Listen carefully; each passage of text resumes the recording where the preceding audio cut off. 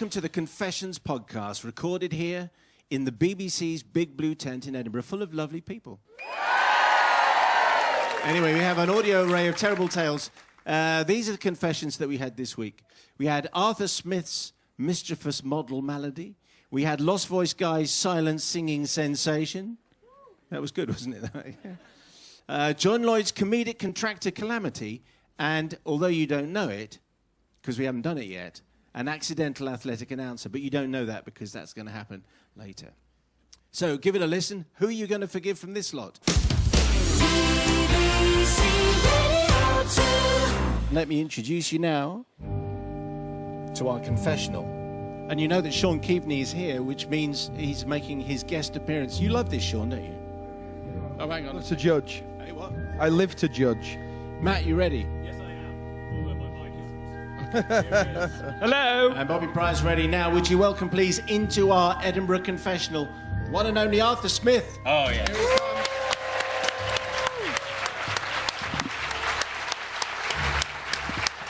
Arthur is already looking a little bit weary, hunched, bedraggled. Where did you get those shorts, Arthur? Yes, they're a bit stained. £2. I first wore them here in 1976. All right. Okay, so it's our live Edinburgh confessional. Arthur, what do you have to tell us? Dear Father Simon and the omniscient, divine, ever-forgiving collective, mea culpa, mea maxima culpa. Have you seen the Culpa twins? They're brilliant. There are many things I have done in my life of which I am ashamed, and many that were terribly embarrassing. Perhaps the most embarrassing thing I ever did was once, when I was at school, by mistake, I called the headmistress Mummy. And it was doubly embarrassing because I was teaching at the school at the time. But my tale today is far worse, and I still wince in pain to remember it. It took place at the turn of the millennium at a catwalk fashion show in New York. Now, I'm not known for my interest in fashion, as you may observe. Though I did once attempt to flog off some old T-shirts by wrapping them up and calling them Arthur Smith Bespoke Originals, Asbos. They didn't sell well, and nor did my range of skincare products. My Arthur Smith anti-wrinkle cream was eventually recycled into pig feed. Now, at the time of the incident of which I speak, I was recording a series of programmes for Radio 4 called I'm Still Standing, about the best bars in the world. A tough job, but someone had to do it. The producer, whom I shall call Jane, and I had been to various famous drinking establishments around Manhattan and Brooklyn and Queens, and had somehow ended up getting invited to a fashion show, even though, as far as I was concerned, it had nothing to do with the New York bar scene. Jane was, however, very keen to attend and took along the recording equipment so we could be part of the media crowd and get a better seat. The show began, and frankly, I was bored by the parade of skinny girls in pantomime outfits marching moodily in front of us to crashing music. After the designer had taken his bow, I was keen to get out. But no, we were ushered with other journalists into a media area where a series of fashion types were presented to us and the assembled journalists for interview. There was a great deal of gushing, exclaiming and camera flashing going on. I traded a few dull lines with various fashionistas, including Ivana Trump and Giselle, someone or other, who apparently, according to Jane, was quite famous.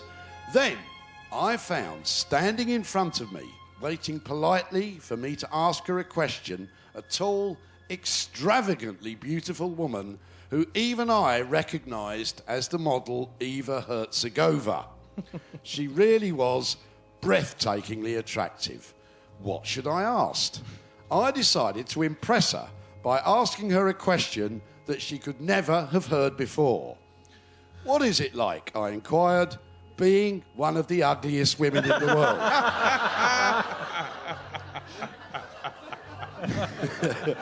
Oh dear. Jane, who knew me, laughed, and I expected Ms. Herzegovina to laugh too at this ludicrous notion. She was, after all, paid a great deal of money precisely because of her beauty. But no, her face registered a moment of utter surprise, then an innocent despair before she burst into unstoppable tears. What? Oh, I felt terrible, awful, an absolute cad. I garbled an apology. Oh, I'm so sorry, Eva. I just said it as a joke because you're obviously so beautiful, but too late, she was gone. Eva was being helped away by her PR girl, away from this brutish English beast. Everyone looked at me, appalled that I had made the poor creature cry. So, Simon and the gathered collective, I prostrate myself before you in the sincere hope that Eva Herzegovina is a regular listener to the Simon Mayo show. Yeah, no, she is. Of course. Yeah. And that she, if you're listening, Eva, please forgive me, and please forgive me, all you noble judges of my life. Okay, that's Arthur Smith's confession. Making a top model cry. Right. Sean Keaveney, you're going first, sir. It takes a lot to get me angry. But this really has put the tin hat on it. This has ruined my afternoon. This has ruined my Edinburgh. How you, Arthur Smith, a responsible, elderly gentleman, even in the year 2000 or in the early noughties, could think for a moment that somebody with such a minuscule grasp of sanity as a supermodel might see the irony in an amusing comment is beyond me. I think that it's one of the most sickening displays of humour used as a blunt instrument that I've ever heard. This poor woman, she's never been seen since, has she?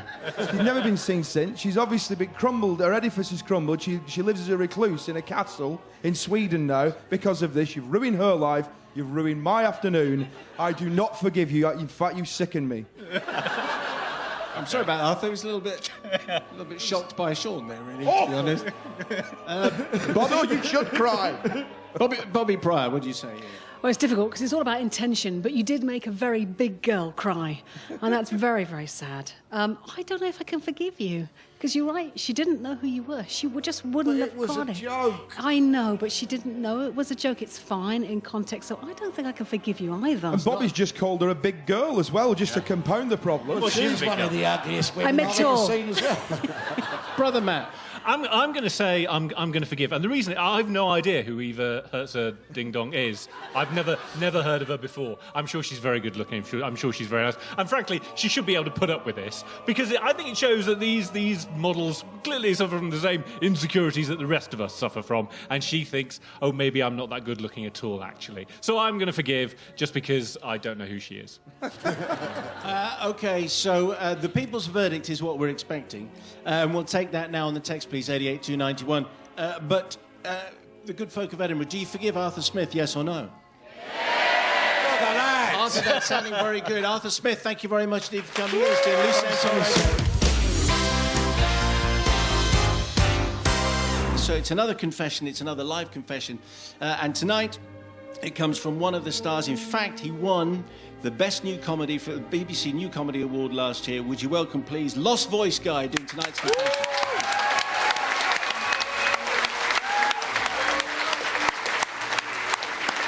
Take it away, Lost Voice Guy. Dear Father Simon in the Edinburgh-based collective, before I get started on my confession, let me try to give you some context of what led up to my actions on that particular day in my life. People have often asked me why I want to put myself in a position where everyone can stare and laugh at me. The truth is that it happens to me every day anyway. At least this way there's a scheduled time and place for it. I like to think I'm providing a public service, which is more than some people are doing at the moment. Of course, I do it because I want to be famous too. I think everyone does, really. I started off in a disabled steps tribute band. We were called Ramps. That was a bit of an uphill struggle. I used to often think about going on a talent show on television just to see the look on their faces when they realize I can't actually sing or dance or talk.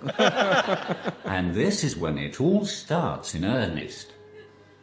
It was early in 2012, and I saw that auditions for a well-known talent show were coming to the Newcastle Arena, which was just 10 minutes away from where I live. In hindsight, maybe I shouldn't have gone along. Maybe I shouldn't have stood in a queue for 3 hours in the freezing cold. And maybe I shouldn't have started pretending to warm up my voice while standing there. But the chance of fame was too much to resist. And, to be honest, I thought I could be in with a chance, because Gareth Gates became successful despite his stutter. In my defense, I really never expected to get as far as I did. Surely someone would question how the hell I was going to sing. But I never got asked. Even after using my communication aid to speak to 3 different researchers from the program while standing in the queue, no one brought up the elephant in the room. Instead, they asked me which song I was going to sing. Of course, the choice was hard to make. Shout by Lulu was the obvious candidate, as was Don't Speak by No Doubt. In the end, I went for I Believe I Can Fly by R. Kelly. Fast forward to a few hours later. I was standing in front of the producers of the show who would decide my fate. I could see straight away that they were very confused when I walked in.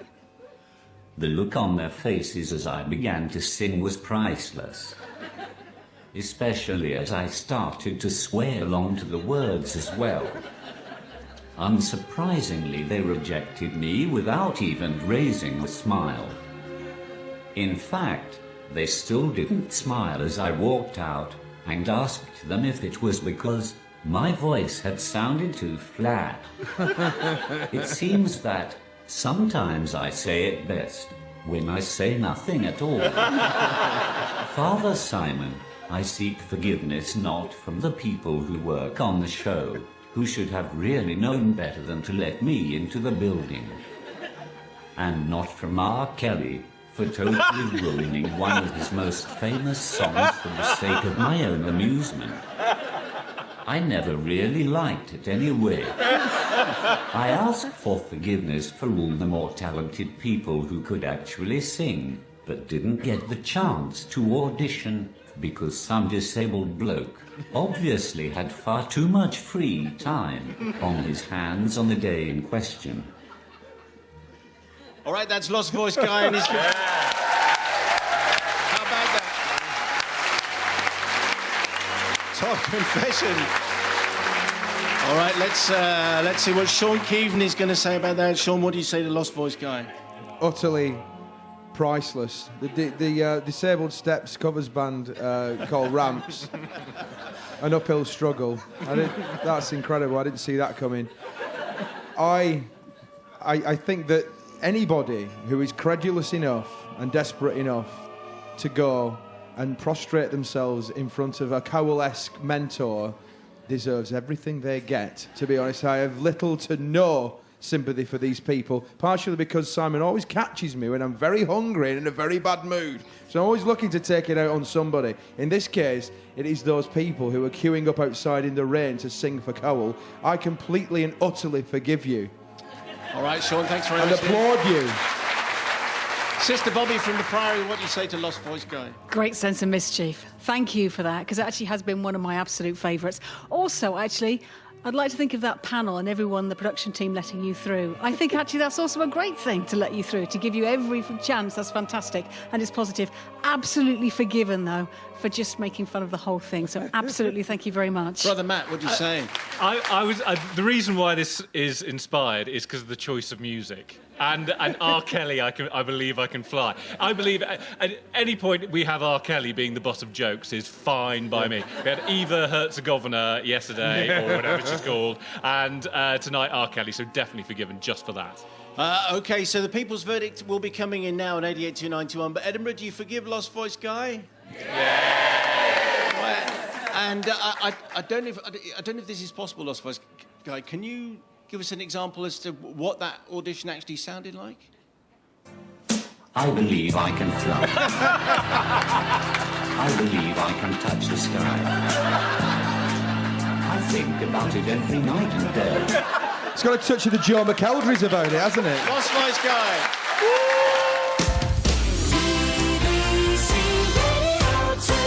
We're going to do your confession, and would you welcome, please, Sean Keaveney from BBC Radio 6 Music, who's here.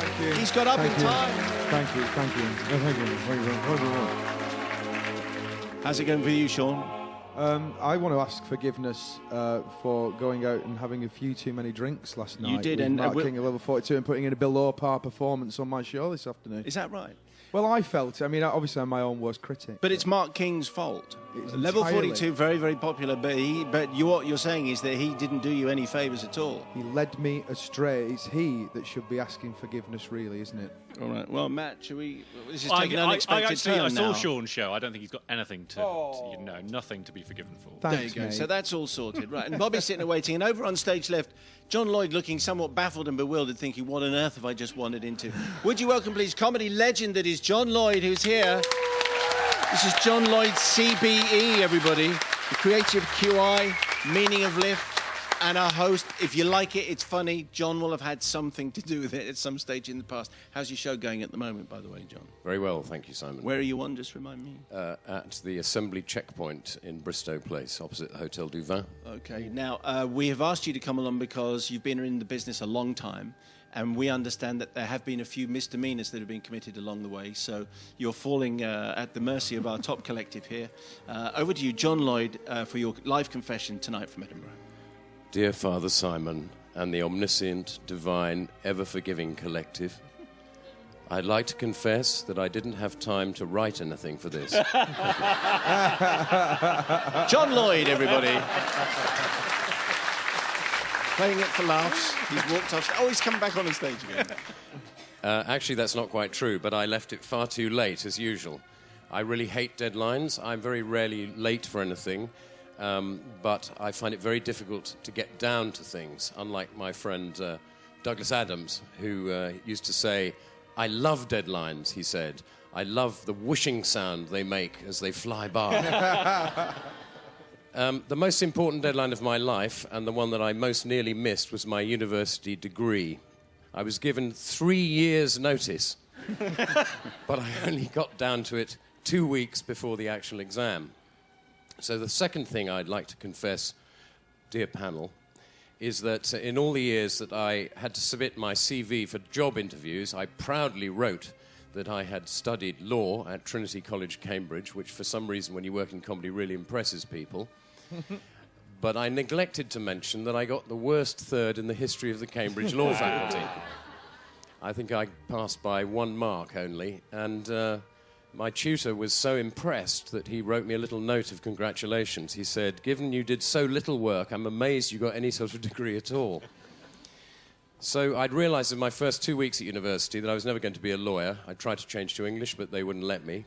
And in my first 9 o'clock in the morning law lecture in my second term, I was chewing my biro so angrily that it burst all over my face so that I looked like a Smurf. So I had to leave, and I never went back because I saw it as a sign. I didn't believe then, and I don't believe now in exams. I think all they test is the ability to pass exams. I don't know if you know this, but marking, the assigning of a numerical score to a piece of academic work, was only invented right at the end of the 18th century in 1792 by William Farish, a chemistry tutor who was also at Cambridge.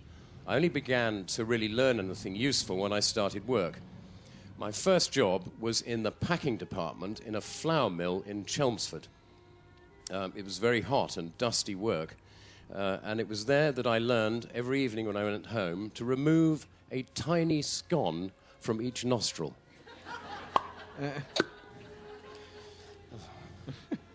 My first proper job was spending my gap year as a tea boy for an Essex builder. Best job I ever had. I didn't have to pass an exam for it, but it was there I learned to mix cement, to rub down woodwork, to plaster walls, to lay tiles, and to make really good tea. I also learned that people who weren't good at exams at school, like the brickies, the chippies, the plumbers, and the sparks that I worked with, aren't any less intelligent than the lawyers, civil servants, and bankers who are. And in my experiences, they're often more intelligent, in fact. And in my experience, anything to go by, usually quite a lot funnier. When I realised that law wasn't an option for my life, I thought I might like to try to be a builder. So in my vacations at university, I used to paint and decorate people's houses. I was fast, reliable, and cheap. I really enjoyed doing it. Unfortunately, one thing I never learned to do with the Essex Building Company was re-enamel a bath. But a sweet little old lady who lived down the street in Cambridge asked me to do hers, and I thought, well, how hard can it be? So one day while she was out, I did it for her, and it looked absolutely great. But then to my horror, I realised the enamel wouldn't dry. I tried everything, waiting for an hour, blowing on it, fanning it, using a hairdryer, and it still remained wet and sticky. So I legged it without payment, went home to Essex. So it is from that dear little old lady that I seek forgiveness, ladies and gentlemen, dear panel. To this day, I am haunted by the thought that she is still there, furiously grinding her dentures and permanently glued into her bath. I do hope she's a listener to this show and can grant me the forgiveness in the knowledge that if I hadn't been so rubbish at law and as a builder, I would never have discovered my vocation, which was to work in comedy. Thank you. Okay, so how old was that lady, John? At the time? Sorry? Might she still be with us? Is what? The old lady, might she still be with us? Do you think? Well, I mean, my granny lived to 108 and a half, so she'd be about that age, I would think. Okay. All right, well, it's just interesting, because if she is a regular... She's a bit hard of hearing, so you better shout. Talk up, Simon. All right. Sean Keaveney, what do you say to comedy legend John Lloyd about the abuse of this bath? First of all, that CV puffery as well. Let's not forget that. And then an attempted enamelling of a dear, sweet, elderly, trusting lady's bath. Then to leg it. What a sickening tale this is turning out to be. I'm incandescent with rage. You're hungover, that's what... I am actually, yeah. Anybody would cop it, really. But quite frankly, when I think about it on reflection, I think, but John Lloyd has been the creator of some of the greatest comedies of all time, so therefore he'll be forgiven for much worse. So yes, you are technically forgiven, John. Thank Sean you. the Softie, thanks very much. Bobby Pryor, what are you saying? John Lloyd, what a great foundation in brilliant slapstick, I think. I think it's a great start for you. Absolutely forgiven. Matt, what are you saying? I'm going to actually blame the old lady here, because frankly, if you go to someone and say, I need you to re-enamel my bath, and they say, yeah, I'll give it a go, then what do you expect? Of course it's going to turn out awfully. I've no idea how long enamel takes to dry, but I'm sure she worked it out in the end, and you were probably cheap, were you, John? Very cheap. Very cheep. Well, I was free in her case. Well, there you go, yes. So I am definitely going to But it was her fault, It was all her fault. fault. Absolutely her fault. Okay, good folk of Edinburgh, do you forgive John Lloyd, yes or no? John Lloyd, consider yourself forgiven. Just about, I think, by the skin of your teeth. John Lloyd, ladies and gentlemen. It's Radio 2 at the Edinburgh Festival. It's 21 minutes to 6 o'clock, and it's time for another live drive time confession. Sean Keaveney has joined us on the sofa. Hi. It's kind of almost your sofa, actually, Sean. It's almost your sofa. Honestly, thank you. You're very kind. And you're doing your final Edinburgh broadcast tomorrow morning? I am, yes. You're going out in grand style? Well, yeah, down in flames, probably. Yeah. But I will be here for the last hour of my Six Music Breakfast show, actually. You'll be here for the... You'll be in here for I'm the going to be in last the hour. BBT, the big blue tent. Is that right? Do you need the sofa? I wouldn't mind. You know, I was thinking if I could get this in the back of the car for the way home, because it's better than the one I've got at home. So, so what we're going to do for you now, we always have live confessions when we're at the Edinburgh Festival, and we're delighted to say that we have, with the enticing prospect of a cake, if he gets forgiven. Would you welcome, please, Henry Blofeld. Blowers is here. Blofeld and Baxter is the show. And here's Henry Blofeld. Henry, you're very welcome to the show. This is Tom Kitchen next to you, and look at that cake. Would you look at that cake? What do you think? It's lovely having Tom next to me, but my goodness, it's better to be next to the cake, isn't it? But Now, then I suppose the two are not unconnected. So that cake is yours if you get forgiven on the basis of your confession. So, Henry Blofeld, what is it that you have to confess to tonight? Dear Father Simon and the omniscient, divine, ever-forgiving collective, this is my confession. In June 1968, I did a trial cricket commentary for the BBC at the Oval, where a test match is being played today. The guys in charge listened to the tape and told me they had added my name to the list of BBC cricket commentators, but warned me that there would not be many opportunities. When, by the start of September 1971, 3 years later, the telephone had still not rung, I began to realize what they meant. The following January, I flew out to Jamaica as a newspaper reporter on New Zealand's first ever tour in the West Indies. Upon my arrival, I settled myself into the Courtly Manor Hotel, which is a slight euphemism. It was actually pleasant enough, and a nice swimming pool. And after a good kip in the afternoon, I renewed my acquaintanceship with rum punches in the bar.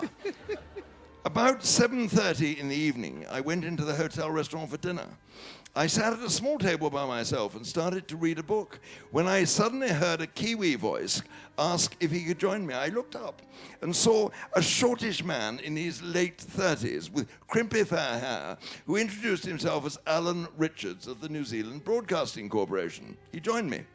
He explained that he'd come over with the team from New Zealand to commentate and report on the matches for the NZBC and also for the Caribbean Broadcasting Union in the West Indies.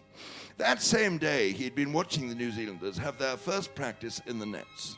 A chap had come up to him, shaken him by the hand, and said how delighted he was that Alan was going to join the CBU commentary team.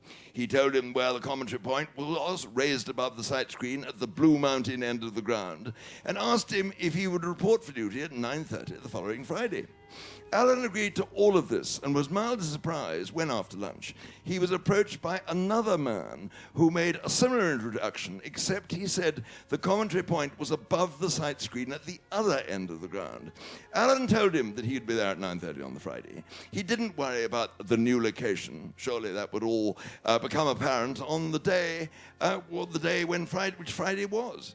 It was only discovered when he was chatting later to some Jamaicans on the ground that there were, in fact, 2 radio stations on every island. The realization began to dawn that by agreeing to both requests, he had effectively said he would commentate for 2 competing radio stations at the same time and in 2 different locations, at least 150 yards apart. Even for a man of his undoubted talents, this would be difficult. We'd been talking for a while at dinner when I mentioned why I was there. When I finished, he exclaimed, "You may be just the man I need. Have you ever commentated on cricket?" Now, I'd listened to cricket commentary pretty well ever since I could remember, and I was sure I could do it adequately. I mean, how hard could it be? You may well ask. Sensing an opportunity, I said immediately, "Oh yes," I said, "I've seldom done anything else. Why?" The next day, Alan took me to meet the boss of Radio Jamaica, a charming chap called Winston Ridgard. On the spot, I was signed up to commentate for the 4 days of the first game. This was very good news indeed for me.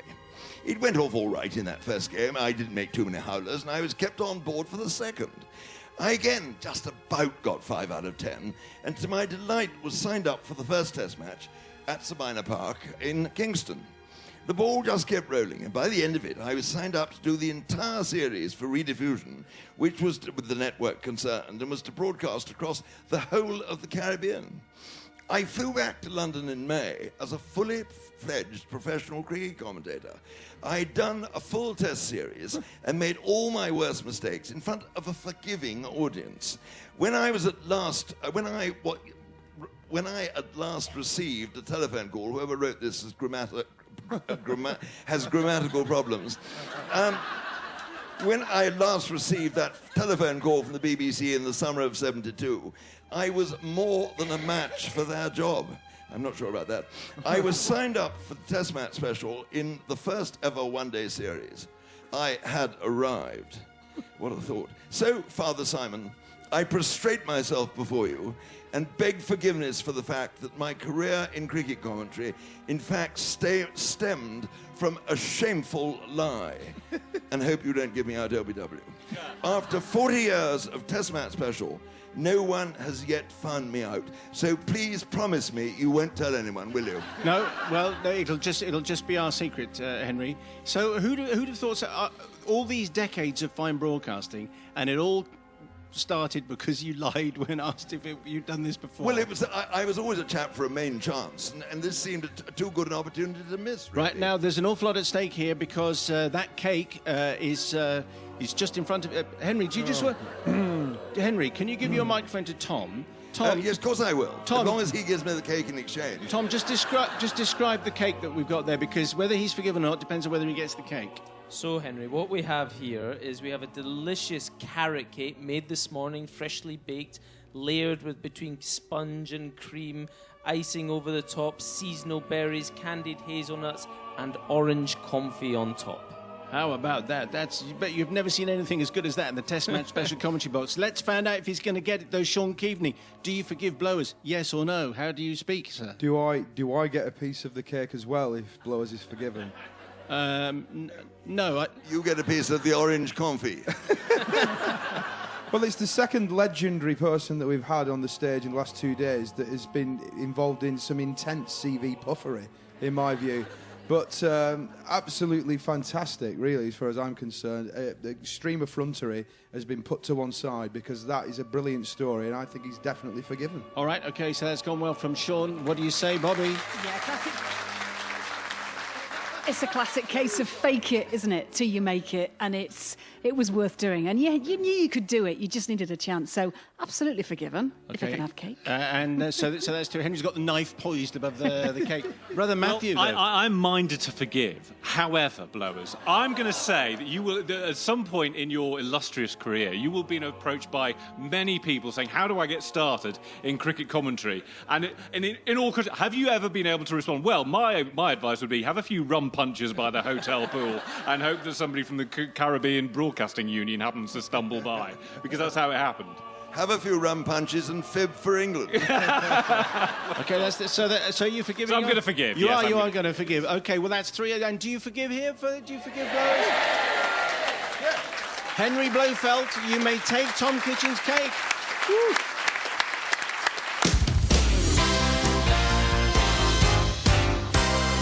Well, they were this week's confessions. Pretty good, I thought. Which was your favourite?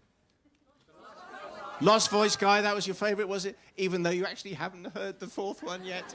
Okay. If you have your own confessions back on Monday, send yours, please, to confessions@bbc.co.uk. And don't miss our other festival download full of all the other great bits and pieces that we've done this week. Thanks.